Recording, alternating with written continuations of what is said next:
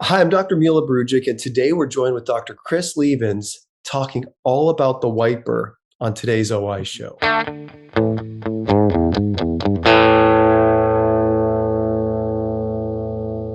Chris Lievens, absolutely honor, always an honor to be communicating with you. Chris, if you could share with the audience a little bit about your background, where you practice, what your role is at SCO. Yeah, absolutely. So, Dr. Brujic, thanks for having me on. Mila, it's always a great pleasure. Fun to talk to you. And I've done a lot of things in eye care over the years. I mean, early on in practice, I was in a two location, three doctor private practice. I was in an ophthalmology anterior seg practice. I was in the United States Air Force for a few years, but for the past 23 years, I've been at Southern College of Optometry, where I've taught a number of classes. I've taught some labs. I been chief of primary care, chief of staff, chief of internal clinics, and I'm pivoting. So just recently, I became the director of research at Southern College of Optometry. Congratulations, Chris. I've had the Thank good you. honor and fortune to just work with you on a number of projects, a number of roundtables, number of consulting meetings, and your insights are always very inquisitive, but always very.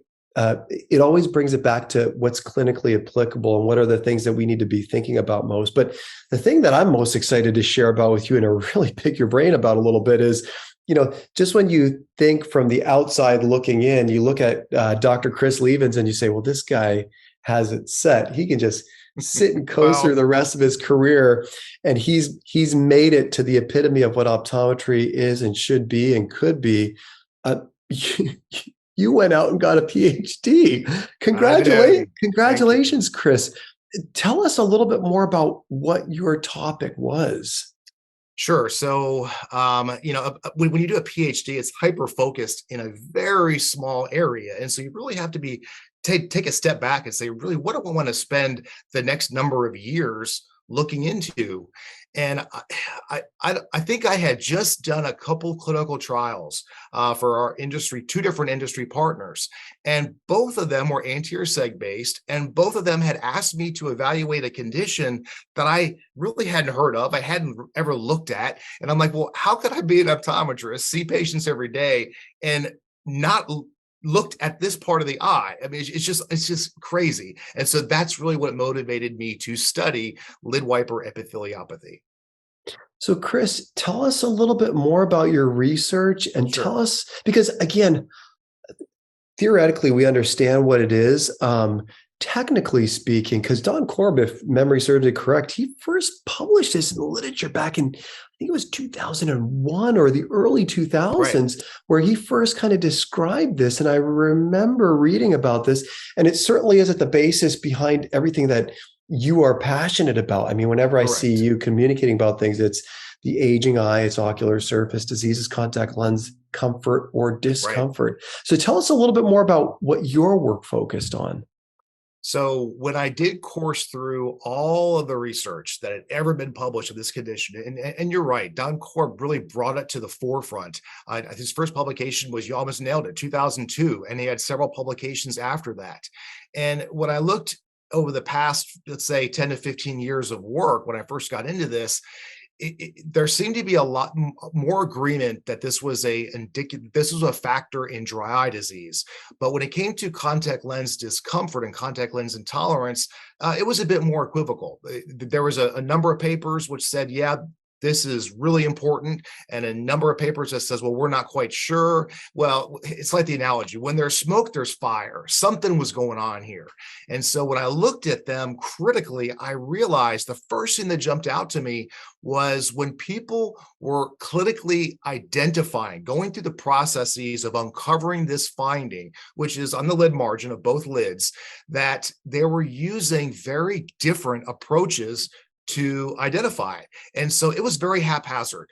So And you're so talking about a lack of standardization. a You're 100%. yeah, you're asking what's the prevalence of dry eye in a population, and then you ask those people to define dry eye, and they define it totally differently. So you're going to get different numbers. Yeah, yeah, Yeah. yeah. Got it. It's, Yep, it's like Jordan understand. doing a dry assessment and everybody's picked different tests or Yep. different questionnaires. And so Hmm. it wasn't where I wished to start, but I felt like it was on me to come up with the optimal methodology to identify this clinical finding. And so I did that. And so my first publication, in a nutshell, showed that to really identify this, it's a little bit askew from how we typically identify anterior segment structures. It does require a vital dye, which we do employ quite often. But what's interesting is that if you don't get enough dye in at specific time points, you're going to potentially miss it. So this clinical finding does require 2 drops, at least approximately a minute apart, for either sodium fluorescein, which you can use, or lissamine green to truly identify it. If you use sodium fluorescein, after the second drop, you need to wait 3 to 5 minutes before evaluation. With lissamine green, after 2 drops, a minute later, you can take a look. And so that's Chris, a little bit different. Did you find any differences between sodium fluorescein versus lissamine green? Meaning, did one show up, yes, you have it, and the other was absent of that? Or were there discrepancies between those? Or did they almost overlie with each other, barring the fact that you followed that procedure, that protocol? So Mila, it's difficult to scientifically directly compare the two, because then you're mixing dyes, because you want to look at the same eye. If you look on different days, there could be different degrees of progression. So Sure. I didn't specifically directly compare them, but what I did do is just with a clinical unbiased eye, I can tell you this: though both dyes work, sodium fluorescein is challenging because, when you put in sodium fluorescein and evert, let's say, the upper lid, a clinician's eyes within a millisecond go right to an area of abnormality or clinical curiosity. And to me, that's the tarsus of the lid. I immediately go to, ooh, are there papillae there? What's the palpebral roughness? I don't go to the lid margin. And so you're not drawn to it. Whereas with lissamine green, it's pretty much only directs its dye to this area. So immediately your clinical eye goes right to the area of concern. So though you can use both, lissamine green is a lot easier and probably a lot more consistent from a clinical perspective. Chris, when you looked at these dyes, did you use different lighting sources? So for example, did you use cobalt blue light in a rat number 12 filter with fluorescein? And did you have any type of dimming apparatus or any type of light diffuser when you were working with the lissamine green? I mean, what were the controls there?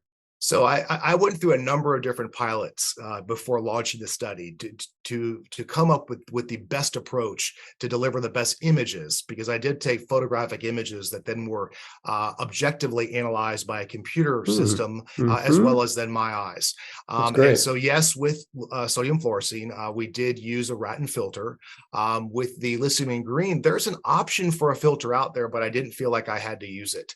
I did take these images both with a diffuser as well as with direct light, and I actually got cleaner images with less reflections using the diffuser. So yeah, you were spot on. I did try to I use the same camera, same slit lamp apparatus, and same imaging system with every single subject and every single eye, same mag, same room, to achieve the greatest amount of consistency. So Chris, if I think I heard you correct, you said you assessed it at the slit lamp, took the images, and then you sent it off for an objective metrics. So I did something similar years ago, but only with the OCT, measuring central corneal clearance of a scleral lens. And I estimated the central corneal clearance of these lenses. And then I had the patient sit behind an OCT, and my technician took those measurements, and we compared what my estimates were compared to the OCT. And I'll jump to the conclusion of my study. Yeah. I was absolutely horrible. I was horrific. My estimates were terrible. So much so that I rely very little on my slit lamp clearance estimate at this point. Chris, you are much more knowledgeable than I am. So how did you compare when you kind of did it at the slit lamp versus then give it to a third party where they can now, I think the biggest advantage is the software is analyzing it, and there's consistencies to that, that removes some of that human element. But how consistent were you, or how much of variability was there? So what I did is I really wanted to lend some objectivity to this, given the disarray of reports that had pre-existed my work for the past, let's say, 15 plus years. And so I looked at everything out there.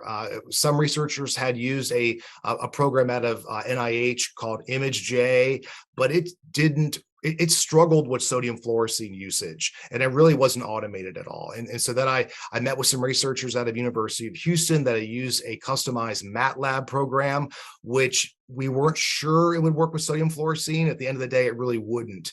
So then I worked with Alcon had contracted with a company out in France to come up with a program called ADSYS, which was specifically used for lissamine green, but we were unsure about sodium fluorescein. And as it turned out, we were able to adapt its use. So when I say I looked, what I had to do is take these images, and then so let's say with sodium fluorescein. The lid wiper does stain, but as I mentioned, the whole tarsus stains too. So I had to then go manually and erase the areas that were not on the lid margin, so that the computer that would analyze in square millimeter, millimeters squared, the area of staining. One of the challenges that Dr. Korb had in his work is where he encouraged us to assess lid wiper epitheliopathy by millimeters horizontal length and millimeters sagittal depth. Well, the eyelid is circumlinear. When you invert it, it's still curved, and it's very difficult to use a straight ruler on a curved structure. And so really measuring area of stained tissue, I believe, delivered far more consistency than our just mental guess of what a essentially height and width would be.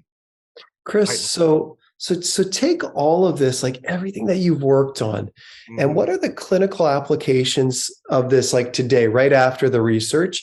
And then what do you see in the next 1, 5, 10 years with kind of what I would say is almost rediscovered and reclassified? Yeah. So, I gave you one of the take homes already, which is, if you're going to be looking for this, you need 2 drops of dye and wait a little bit of time before you look. Once you do that simple step, you're down the road in the races to really have some good data. And Chris, when you say 2 drops of dye, you're talking about research grade, like micropipettes with the dye in it. Is that correct? Well, I use a micropipette, but I believe that this is adaptable to what we typically do in patient care, which is wet a impregnated strip of dye. And so if it's sodium fluorescein, wet the drop, shake it off, and then touch the conjunctiva. If it's lissamine green, get a drop on that strip, wait a good 5 seconds, and then instill it, and you should get a decent amount. But the crazy thing is, there was a separate group of researchers, which blew me away, that actually did some research on 3 different brands of lissamine green and found that they behave grossly differently. One brand didn't stain at all. The other brand was mediocre, and one brand was the one that did well. So I immediately went to work after reading that paper and said, what the heck brand do we buy? And we actually bought the right brand. And so it's just one of those weird things in patient care. That's interesting, Chris. I was going to say we make assumptions about the tools that we use and purchase in clinical practice, and we never even assume that what you just said is even a factor. Yeah, who would have thought that? I work with a anterior segment photography company, and they say that sometimes they can't adapt their equipment to certain slit lamps because the qualities of the cobalt blue lights in them are different. They're just different amongst different manufacturers. Wild. It's wild. Yeah. So Chris, so I got 2 more. Then, so just wetting the lissamine green, but is it 2 dabs, or is it and waiting a certain given period of time, or just 1 dab is enough? No, I think I would actually wet 2 separate strips. Okay. And put them in, because there's going to be some wait time, at least a minute. And that's a long time. The strip's going to dry out in a minute. Yep. And a minute in between the patient. Okay. So 1 application, wait about a minute, then take another strip and wet it and apply it again. Okay. You got it. Good to know. Good to know. What are the other 2, Chris? So the next piece of work that I published was, well, what are the clinical consequences if you don't do this? So I told you what the optimal procedure is. And then I tried to do what a clinician would typically do, what I would typically do, which is put a drop in and look. Yep. And I found that with sodium fluorescein, there was like a 95% risk of false negatives. And Really? with lithium green, there was a 75% risk of false negatives. So no Wow. wonder these studies didn't agree. Because if you use a haphazard approach, study A would say nothing was going on. Study B would say, what are you, crazy? There's a ton going on. And so it probably explains why there was some debate in the literature. Wow, Chris, that's a great piece of information to know. Okay, and you said there was one more piece, Yep. one more Yeah. nugget. The last piece I kind of alluded to a little bit that I didn't find the prior grading system. I found it difficult to really implement in patient care consistently, and so I do what I did and validated what we use for pretty much everything else in the anterior segment, which is a photographic grading scale. So much like the Efron grading scale and the CCLRU grading scale, I validated a set of 4 images of grades, 0, 1, 2, 3 of what this condition looks like, and tested it in some graders, and then retested it in terms of inter observer reliability and intra observer reliability, and found that it works really well. And so I published that. It's open access, and so anybody can print it off. And I think if you're going to look for this condition, which I think is relevant in the complexities of the world of dry eye and the complexities of contact lens discomfort, because there's lots of patients that we see when they're complaining like crazy, but we look, we're like, well, your eyes kind of look normal to me. And then we see patient B who eyes look horrible, but they're not complaining. So this whole issue of anterior seg is complex, to say the least. So if you're going to look for this condition to give you another piece of information, this grading scale, I think, will make us deliver a whole lot more consistency. Chris, that was an absolutely wealth of knowledge. And I've already taken a few nuggets away that I'm going to implement in my own clinical practice, just because I'm sometimes surprised when I don't see lid wiper epitheliopathy. And I truly understand at this point why sometimes I might be missing it. Chris, thank you for your time and sharing all this information with us. And thank you all for joining us on this episode of the OI Show.